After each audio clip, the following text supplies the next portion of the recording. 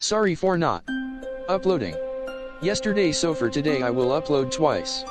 Itachi Shinden and it's Gaku Day and Mother's Day, thank you smiley face. Itachi Shinden Part 7.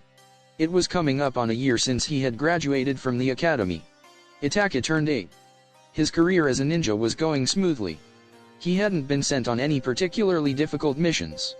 Looking back on his year, the mission first accomplished after becoming a genin, that of taking care of the Uegaku spy, was maybe the hardest he'd been on. His relationship with his teammates was the same as always. Tenma still wouldn't accept him, and Shinko flared up, annoyed with Tenma's attitude. Yuki watched over them half in a panic. Itachi didn't do anything special, but simply stood there on his own.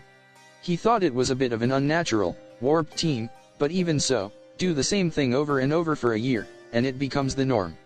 Even if they were still unable to really open up with each other, they somehow managed to execute their missions without fuss, and Itachi was satisfied with that. Because he had no intention of hanging around for that long. He would pile on the achievements, rise up to Chunin, then Jonin, before becoming the best ninja in the world and eradicating all war. For that reason, Itachi couldn't stand still. Instead of spending any of his precious time worrying about his teammates or his supervising Jonin, he poured his heart into polishing his own skills. So naturally, he had mastered ninjutsu to the extent that missions went almost too smoothly. If he had one bone to pick, it would be the fact that Yuki hadn't recommended him for the Chunin selection exams that year. Ostensibly, this was because Tenma and Shinko still hadn't reached the level where they could take the Chunin exams. Participation in the Chunin exams was based on the three-person cell. When he learned he wouldn't be able to take the exams, in a move unusual for him, Itachi pressed Yuki about it. Normally, whatever was said to him, Yuki didn't bother to react, but just this once, he pushed back against Itachi forcefully. He insisted that it was simply impossible that year, with a look on his face that said he wasn't the least bit interested in what Itachi had to say. Itachi had no choice but to give up. But even if he wasn't allowed to take the Chunin exams, he could still be promoted directly to Chunin if the village administration and the Jonin recommended it. And looking at Team 2's results, it was immediately obvious just how much Itachi contributed to the team. It was a fact that his judgment surpassed that of even his supervising Jonin, and he had reached the highest levels in everything from ninja arts to fighting techniques, all of which had allowed him to rescue his team from danger any number of times. The administration will definitely say something. This belief firm in his heart, Itachi pushed on with the mission before him each day. The lands have all relaxed now that the war is over, so travel between countries is so much safer now. Which is why we can assign this sort of mission to a genin-centered team, Yuki said, eyes on the document in his hand. Itachi held the same document in his own hand. Mission to guard the daimyo of the Land of Fire. The village of Konohagakure was within the territory of the Land of Fire, and the ruler of the Land of Fire was the daimyo. But although the village was located in the Land of Fire, it functioned semi-autonomously, with an independent government structure that had the Hokage at the top. On paper, the daimyo of the Land of Fire was ranked above the Hokage, but currently, the land's military might rested with the ninja of Konoha, so the relationship between the two was more like an alliance of equals, rather than master and servant. The Land of Fire's daimyo visited Konohagakure annually. This regular event was extremely important for both sides, one that had been faithfully held, even during the Great War. Team 2 had been assigned to guard the daimyo on his trip. So the four of us are going to guard him? Tenma asked, looking at the document. Officially, yes, it will be us. But behind the scenes, there'll be a 4-person umbu cell keeping an eye on things from the shadows. And before that even, the daimyo has his own 12 guardian ninja, an independent corps made up of only the most skilled ninja in the land. So we're like a formality, yeah? Well, basically, yes, Yuki said, nodding. The roads are quite safe since the end of the Great War, so the team with the genin who distinguished themselves the most during the year is selected to guard the daimyo. In other words, this assignment is a great honor. Tenma and Shinko both turned toward Itachi. Feeling their gazes on him, he kept his eyes on the document and stayed quiet. We meet tomorrow morning at 4. At the Aeon main gates. Don't be late. Tenma and Shinko both assented aloud. Itachi nodded, still silent. All right then. Adjourned. Yuki vanished, almost before he was done speaking. Only the 3 genin remained. Tenma's eyes were on Itachi. Guess you're the village pet. You don't gotta go wording it like that. Shinko said. TCH. Tenma spit at the ground. Your attitude is just the worst. The usual, unchanging day to day. How many years could he stay here like this? A sigh threatened to spill out of him. But, remembering that his teammates were still there with him, he swallowed it before it passed his lips. He stood with the force of the repressed sigh, and turned toward the other two. All right, see you tomorrow. The words had no sooner passed his lips than he had disappeared. He always acts like he's all that. Tenma's grumbling reached his ears like an echo. I know I say this every year, but Konoha is so far, the old man said, sitting on a stump and staring at the teacup in his hand. A fan-shaped crown sat above his wrinkled face. A regular old man, simply fooling the world by clothing himself in gaudy finery. The daimyo of the Land of Fire. Behind the old man, a luxurious palanquin awaited its master's return. Around him were 2 of the 12 guardian ninja, and a dozen or so attendants. And Itaka's team too, spread out in a loose circle. A main road led from the capital of the Land of Fire to Konohagakure. They had already covered half the distance, and the village was just up ahead. Flat in and around the city, the road started to climb into the steepness of a mountain road. The new green of the woods hung over the heads of the party. It might be best if we hurry, Yuki said, ever so timidly. Otherwise, we won't reach the village before nightfall. Tenma and Shinko watched with exasperation at the Jonin bowing his head to the point of servility, humble before even the 12 guardian ninja. I know, the daimyo sighed and lifted his bulk up, the enormous fan-shaped crown on his head rocking. The 12 guardian ninja watching over him each took one of his arms. Master Minajiki, Itaka said, staring at the road ahead, listening to the exchange between the daimyo and his men. What? The instant Yuki let his eyes chase after Itaka's gaze, his previous looseness vanished, and his face grew grim. At the change in their teammates, Tenma and Shinko stiffened as well. The daimyo, Yuki said to the 12 guardian ninja. The 12 guardian ninja grabbed the old man from either side and lifted him into the palanquin. The 4 members of Team 2 stepped out in front of the daimyo's party and spread out in a diamond formation, with Yuki at the tip. The 4 stared at the man before them. He was approaching with a jaunty step, practically bouncing up off the ground. Nothing particularly suspicious about this. So then, why were all 4 of them uniformly on guard? The reason was the man's face, which was hidden behind a bizarre mask. The surface was painted a burnt orange with horizontal black stripes at uneven intervals. A jet black hollow around the right eye allowed the man to see. On his body, he wore a long black coat with an open collar that reached below the knee, loosely tied with a thick white bandage. His appearance was reminiscent of a clown. He was not a ninja. But Itaka's instincts were telling him there was something ominous about this man. His nervous tension was communicated to his 3 teammates, setting them on edge as well. Hey, are we all right? One of the 12 guardian ninja asked from behind. We're just going to check this out, Yuki replied. Please wait there. The man moved lazily forward during this exchange, and then threw his right arm up into the air. I have a question I'd like to ask, if you don't mind. He sounded extremely drowsy. Yuki unconsciously smiled broadly at the anticlimactic nature of the man's tone. This road is closed today. How did you get onto it? Oh, it is, then. The man spread out both arms in an exaggerated fashion. All eyes were on him. The air shook. Itaka felt a subtle disturbance in his chakra. Master Minajiki, he shouted, but he was too late. Genjutsu. Itachi immediately dropped down into a defensive posture, while before his eyes, Yuki was frozen in place, standing rigidly straight. Through his skin, Itaka felt the people behind him freezing as well. The daimyo, his close aides, and the 2 guardian ninja had also been caught in the genjutsu. Oh ho, that there would be anyone who could dodge my genjutsu. In a flash, the voice of the buffoon of only moments ago was brimming with intelligence. The hole in the mask seized on Itachi.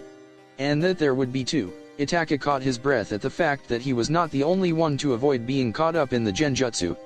And then he felt a chakra and aura racing up on him. Something was squirming beside him.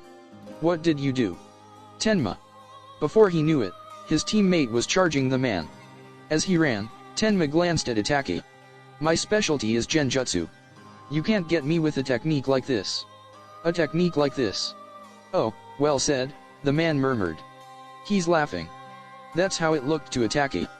Guy like this'll just take a second, if we both go at him. Tenma. Itachi called out to stop him. We need to look carefully and calmly at our. Tenma thrust a kunao into the throat of the muttering man. A ninja who cannot objectively assess a situation. What's happening? Tenma asked, sounding scared. And for good reason. His arm had been sucked into the man's throat and shot out the back of his head. At first glance, it looked like his fist had smashed through the man's head, but the man didn't look the slightest bit uncomfortable, and not a drop of blood was spilled. Tenma's arm had passed right through the man's body. Will die. Hinya. Tenma uttered a sound so strange, it was hard to believe it came from a human being. His body flew up into the air. The fulcrum was the man's arm, which pierced Tenma's body. This time, it was no illusion. As proof, fresh blood gushed from the boy's torso, flowing to the ground like a waterfall. Tenma convulsed in tiny seizures, but gradually grew quieter, until he finally stopped moving completely. Those who would rush forward, recklessly seeking distinction, die young. That is the reality of the world of the ninja. The man looked at Tenma's eyes, focused on an empty spot in the sky now. But it's already too late to teach you that. The man forcefully shook the arm that penetrated Tenma, and the corpse slid off and hit the ground. Of course, you did not fall, and you did not foolishly charge like this child, but attempted instead to coolly assess both your power and mine. Wonderful, Uchiha Itachi. How do you know my name? I expect that I know everything about the Uchihas. The masked man's bouncing was replaced by a no-nonsense step as he moved toward Itachi. He walked very much like a ninja now. My objective is that old man's life. If you sit and watch quietly, I will spare yours. I'm a ninja of Konoha. He felt a pressure like he was being choked, but he desperately forced his throat open enough to spit out the words. Like a frog under the watchful eye of a snake, his body wouldn't move the way he wanted it to. Perhaps because of the man's wordless pressure. Perhaps his instincts, sensing the difference between his own abilities and those of the man, refused to let him fight. Or perhaps all the blood in his body had collected in his head, as his brain frantically tried to analyze the inexplicable phenomenon that was the man's body. Whatever it was, the fact remained that he could not move. I can't come up with a clear solution to a situation I've been put in. This was the first time in his life anything like this had ever happened to him. The masked man came up beside him. On his approach to the daimyo, it felt like he stopped next to Itachi. Could you say what you said before one more time? The man cocked his head to one side. I am a ninja of Konoha, Itachi said, hoarsely. Does that indicate that you wish to die? Die, he thought vaguely. You can become a good ninja. There's no need for you to rush to your death here. Still, if you say you wish to die, then I won't try to stop you. Move, Itachi ordered his body. Ngh. As the half-grown escaped him, Itachi managed to move just his right arm. He beat at the mask with his right hand, bereft of even a kunao. Just like Tenma's hand, his fist slipped through the face, and came flying out the back of the man's head. He was sure the man was standing there before him, but no sensation of touch was communicated to his brain. The fear that he had already fallen prey to the man's genjutsu grew in Itachi's heart. I see. So you wish to die. The man brought his arm toward Itachi, and swung it downward. The palm stopped inches away from his face. The man looked up toward the sky, blotted out by the thick canopy above. That chakra, he murmured. Hey, take Kakashi. The man turned his face back down toward Itachi. A narrow escape for you, Uchiha Itachi. The mask's shaking. Itachi had no sooner had this thought than something incredible happened. The man was sucked into the hole in the mask. Before Itachi's eyes, the black body concentrated on a single point and was swallowed up by empty space, like the water in the bath after the plug is pulled out, until finally, even the hole in the mask disappeared. As Itachi stood there dumbfounded, 4 figures dropped down from the sky above. They wore animal masks. Umbu, an elite group under the direct control of the Hokage. Are you alright? The shortest of the 4, a boy with gray hair in a fox mask, shook Itachi by the shoulders. Hey. What happened? The other 3 Umbu were going around releasing the daimyo and the others from the genjutsu. As he awoke, the daimyo spotted Tenma's body, and shrieked. Everyone but me was suddenly hit with a genjutsu, and it took a while to release them all. Sorry we're late. Itachi stared vacantly at the fox mask boy. Hey, take Kakashi, how do you know that name? The boy asked. Itachi instinctively knew that the boy in front of him was Kakashi. Even with the warmth of the blanket wrapped around his body, he couldn't stop shaking. The man's attack felt like a memory of a distant day, but it had only happened a few hours earlier.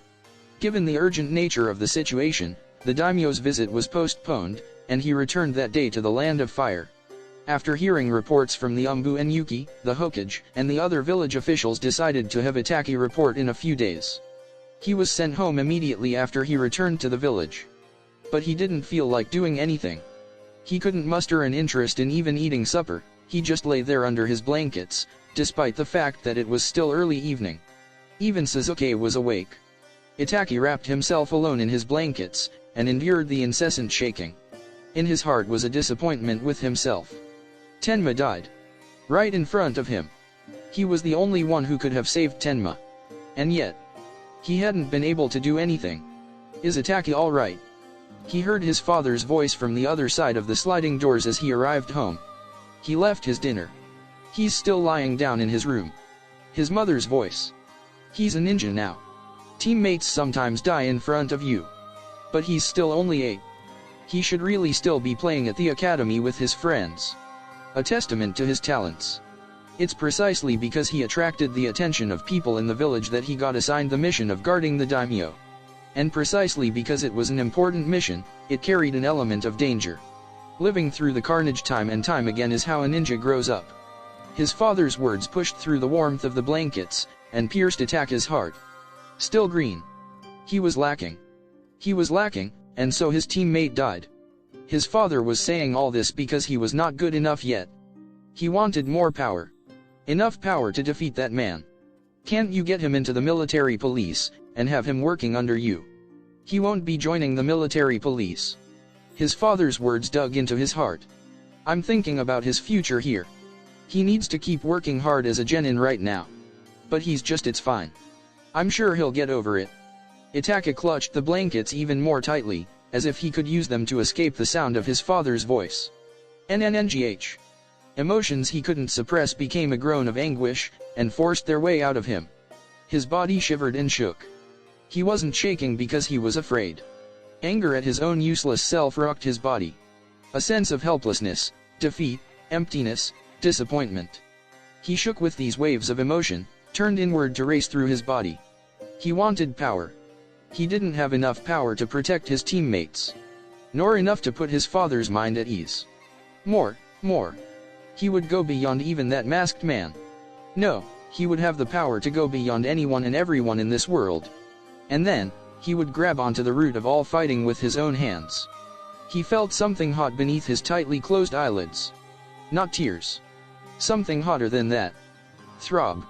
He felt a pounding at the nape of his neck, and then something hot like fire shot through his body and concentrated around the pounding, before pouring into his eyes. Itachi finally realized that the source of this blazing power was chakra. Those born into the Uchiha clan were cloaked in a chakra with fire attributes. But he had never before in his life experienced this kind of heat from his chakra. Still, he managed to coolly assess what was occurring within his own body. Eyes still closed, he pushed the blankets off and sat up in his futon, before gradually opening his eyes. Awakening. The world was colored red. Everything was different from the scene of only moments ago. On the other side of the sliding doors, 3 flames of different sizes flickered. The lives of his father, mother, and Sasuke. He focused his attention on the flames. The sliding door faded and he could clearly see into the neighboring room. 3 people lived in this red world. If he squinted and concentrated, he felt like he would even be able to see their hearts beating. I'm dizzy. He was wasting chakra. He closed his eyes and took a deep breath. When he slowly lifted his lids again, the world had returned to normal. The Sherry Nan, he remembered the masked man. Itachi had seen an eye on the other side of that small hole in the bizarre mask and clearly remembered 3 Megatama floating in that red iris.